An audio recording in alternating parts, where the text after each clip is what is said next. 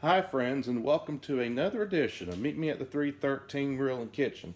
First of all, I want to say it has been a while since I have shared any recipes. We've had some extreme hot and heat. If you've ever been to North Carolina, we are known for a lot of humidity at this time of year. It makes it feel really hot down here. So we've had some hot days, and we have had a lot going on too, and some really good activities within our church. So we've been busy for a while. So I thought now it is getting cool. We've had a little taste of fall weather this weekend, so I'm going to go back in the kitchen and share some authentic recipes with you. So what we're going to do tonight is a meatloaf recipe. Now, I have been known by friends that I make pretty good meatloafs.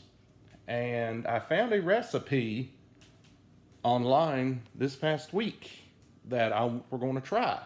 And the recipe is a cheesy meatloaf.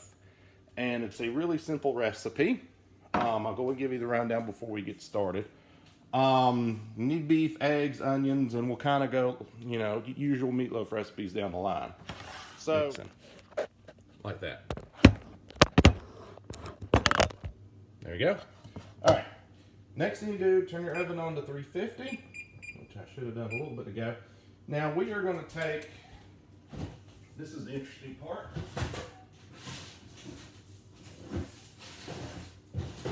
We are going to take 20 slices of bacon. First thing what you want to do, we're going to put our mixture to the side. First thing what you want to do is grease your meatloaf dish when we've already completed that. We're going to take regular bacon, and we are going to start laying it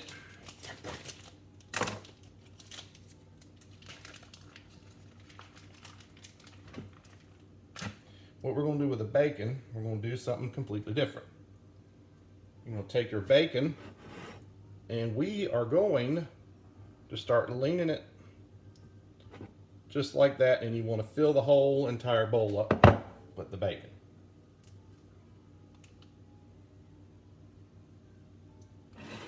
Leave it over here so y'all can see what I'm doing.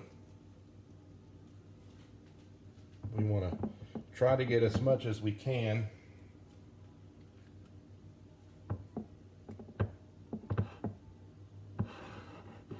Just like that. And I'll show you what it should look like after we cover the bacon up so we won't contaminate any electronics that we have. So we want to do that. We'll take that. And when that's good, we're going to take another layer of bacon. We're going to layer it on the bottom. We'll put a layer of bacon on the bottom. So before we add the meat, this is what it should look like, something like this. We're going to try to pat down the bacon. Now we're going to take part of our filling, we're going to line it in place. We want to take half of it. So start filling the bottom portion with some of the meatloaf mix.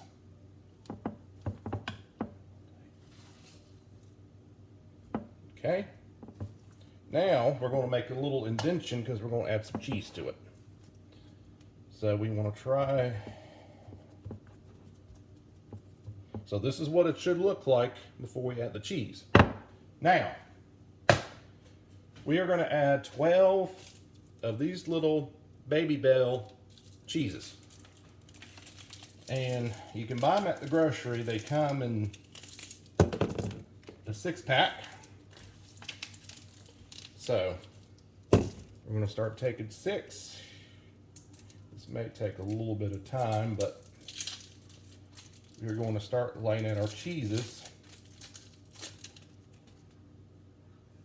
into the meat.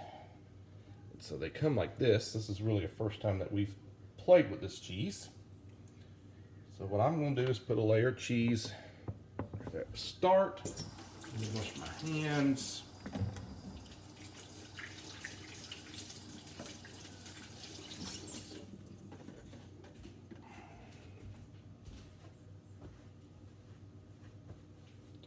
So we keep on going to the next slice of cheese. So we're going to go ahead and put 12 of these. Get them uncovered.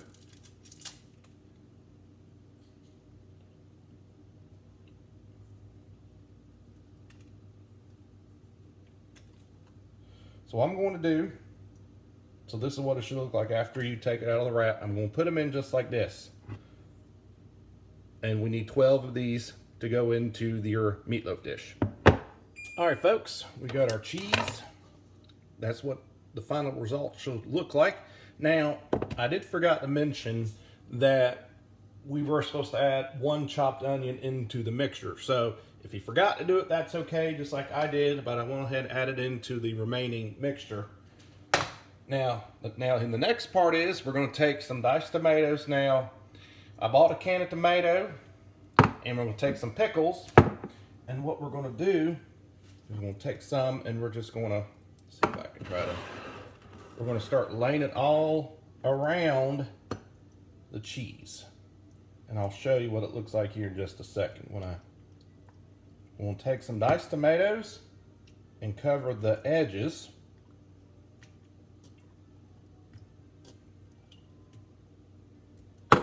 Just like that. Next thing we're going to add some diced pickles. Now, in this particular instance, I'm going to use some sweet relish. I'm going to give it a sweet flavor to it. So we're going to take, now I'm just going to kind of go around.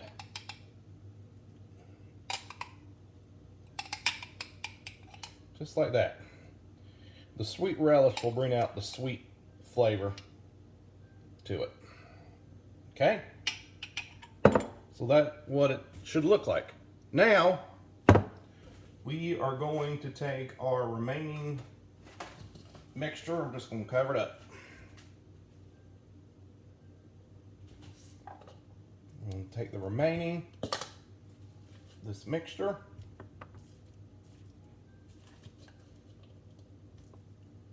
And once we get enough to fill up the gap, we can start patting it down. Just like that. You want to kind of put all of the pieces together on this thing. All right, so now this is all covered up. We're going to take our bacon slices and we're going to fold them over. It's going to create the outer crust of this thing.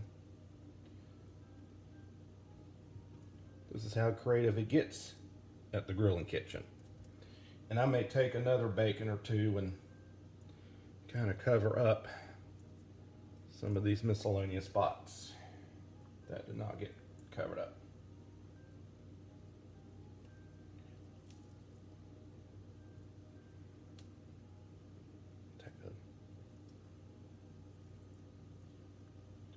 All right, folks. So our oven's ready to go. This is what the final product looks like before we bake it. When that's all said and done, we're going to put in the oven at 350 and let it cook about 45 minutes. I give maybe 50 minutes to an hour depending on how big your meatloaf dish is. We're going to put that in, let that cook, set your timer for 45 minutes. Again, this is a very simple recipe to make. I've never tried this before, so this is a new experience for us. So we're going to let that bake, and when it comes out of the oven, we're going to find out how it is. So stay tuned, folks. There's more to come. All right, folks. Our meat is done. Our meatloaf is done, but it took a little longer than 350 at 45 minutes, so you may want to check the meat before you pull it out. You may need to cook it a little bit longer. It just depends how much meat you put in there. But this is what it should look like when it's all said and done. Something like that. You see you got the cheese in there, you got the onions and the bacon. So now we're going to find out how it turned out, our first ever cheesy meatloaf. Get a little bit of this cheese right here.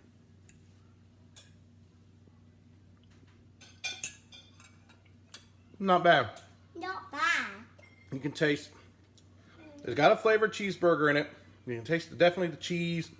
if you get a little bit of that pickle and tomato mixed up with the mustard in there, you definitely have remnants of the cheeseburger in there. Highly recommended dish. Feel free to shoot me for the recipe if you like it.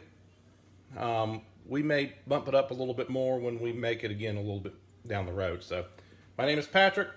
This has been Meet Me at the 313 Grill and Kitchen. God bless.